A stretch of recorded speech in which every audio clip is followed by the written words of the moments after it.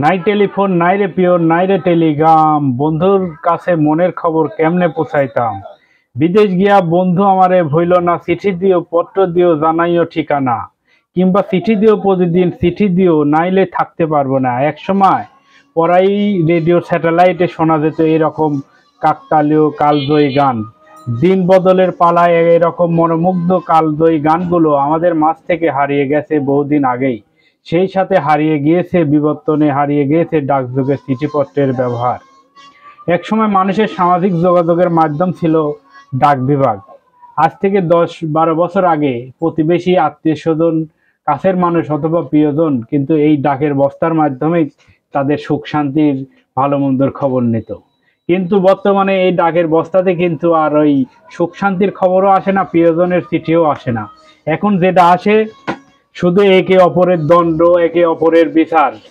অর্থাৎ প্রায় চিঠিগুলো আসে এখন কিন্তু কোর্টের চিঠিগুলো আমরা বেশি বিলি করি, বা কোর্টের চিঠিগুলো এখন বেশি আসে, কারণ একজনের সাথে আরেকজনের দ্বন্দ্ব, জমি নিয়ে দ্বন্দ্ব, বিভিন্ন বিষয় নিয়ে দ্বন্দ্ব, যার কারণে কোর্ট থেকে যে নোটিশগুলো আসে।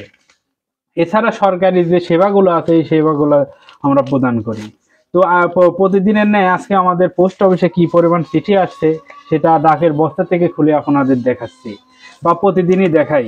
তো আজকে 3টা চিঠি আসছে, 3টা চিঠি আসছে 3 গ্রামে। আমার কিন্তু 3 গ্রাম ভ্রমণ করতে হবে, আর 3 গ্রাম ভ্রমণ করেই কিন্তু আমরা চিঠি বিলি করি। এক সময় ঘি কালারের পোশাক পরে, হাতে হারিকেন এবং প্যারাক নিয়ে ডাক পিয়ন ঝনঝন করতে চিঠি বিলি করতে যেত।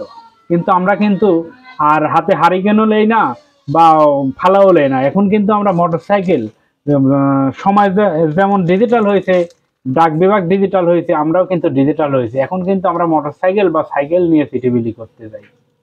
তো যাই হোক, আমাদের ডাক বিভাগ এগিয়ে যাচ্ছে, আমরা এগিয়ে যাচ্ছি।